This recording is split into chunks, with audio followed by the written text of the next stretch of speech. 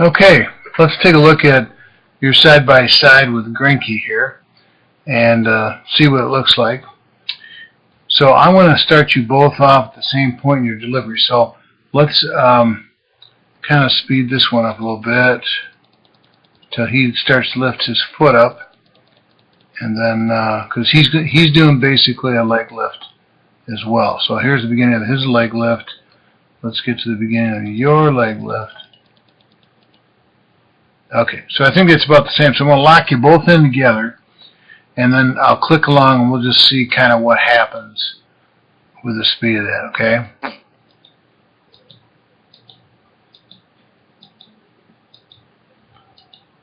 So it looks like he's a little, well, he has a higher leg kick than you, okay? So there is the maximum of your leg kick. Basically your thigh is parallel with the ground. His is a little bit higher, okay? And but at this point, when you reach this point, I like to draw a line to show the movement of your hip and also your head in relation to momentum. So I usually take the side of the foot, draw a straight line up here if I can, okay? And then do the same thing for Greinke. Okay, and we'll draw a line from the inside of the rubber.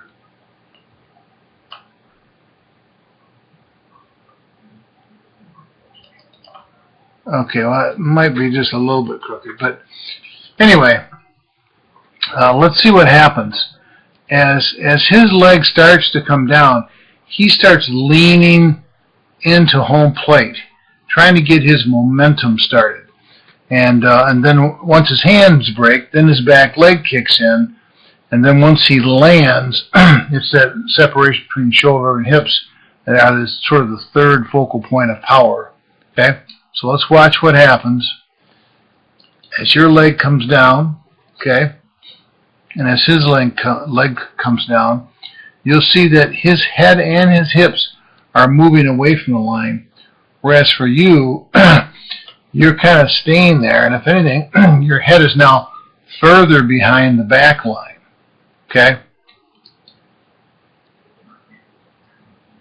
So we'll go just one click at a time. So basically, you're not going anywhere, but he is. He's headed towards home plate, see? So you can see that your head has actually gone probably back a little, and your hip hasn't moved a whole lot yet. But as we get going, he's really kind of got his momentum started. Now I think the next click is where he breaks his hands. Okay? So there, you can see he breaks his hands right there. And you can see that you broke your hands, well, let's say I'm going to say right about there probably. Okay. So you're a little quicker than he is, but when he gets that momentum going, he'll start really, driving out towards home plate. So you can see the back leg. And I want you to pay attention to that back leg, because you can see what it looks like as he moves towards home. So we'll just isolate on that. See how his leg is angled here, and his knee, in so many words, is. By the way, I don't know if you noticed it, but Greinke is left-handed on here by the miracle of computers. We can flip him around. So he's normally a right-hand pitcher. But anyway, so if you thought that was strange, that's the reason why. But you can see the power that he puts in that back leg. Okay? And then we can look at yours, and you can readily see the difference between those positionings. Okay? Now, he's kind of caught up to you, okay, as far as the arms and front arm and back arm. But he's going to take a longer stride, which gives him more time to get that back arm up. So let's watch. As he goes out to landing, okay, his arm's coming up, his foot's getting ready for landing, okay. So that's a good position. He's at full extension with the back leg. I'm going to take all these off here. So you can see his back leg is pretty straight. Okay, so he's expended the energy in that leg, and you can see with your leg, It's basically, you know, it's that kind of look, okay? So there's power there that you're not using. And then let's look at the separation between upper and lower body too once he lands, and his positioning of his body. Now that back knee of his is starting to roll, because it does have to roll eventually, okay? And you pretty much just landed right there, okay? Again, he's taking a longer stride, so he's going to land a little bit later. So let's see what happens here. And again, I've talked about the third area after the leg drive is your upper and lower body. And again, we're going to look at your hips. It's pointed, I'd say, kind of this way, and your upper body is also probably pointed that way. Let's see what he's at. He's almost, his foot is just barely starting to touch the surface. One more frame, and he'll be fully planted. Boom. See, he's fully planted. Now you can see, again, here's the position of his arm at a nice 90-degree angle.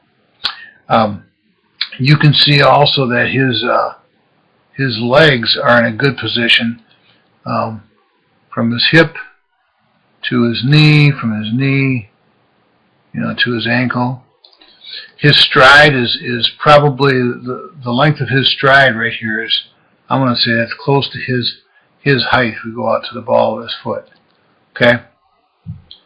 Whereas yours, you can see, it looks, you know, a fair amount shorter relative to your size. But anyway, and so he's already started to tuck the glove. But what I'm looking at here is, you know, what is his positioning of his upper and lower body? Now, if you take his hips, I want to take all this off here a second. If you take his hips and draw a line perpendicular to his hips, I think you'll see that it kind of looks like this. He's almost got it turned. But if you take his upper body, it's kind of facing more this, let's see, probably like this. I won't say probably like this. So you can see the separation of direction between the hips and the shoulders, okay? And that's a real source of power, okay? Now let's take this all off. Now I want you to look at your arm and his arm as I go one click at a time. See where his elbow is? Yours drop down. Go back here. As you start to turn, yours drop down. His kind of stays even or slightly above. And then also watch this. His front knee. His front, if I can get this in real quick. Watch how it straightens out. It really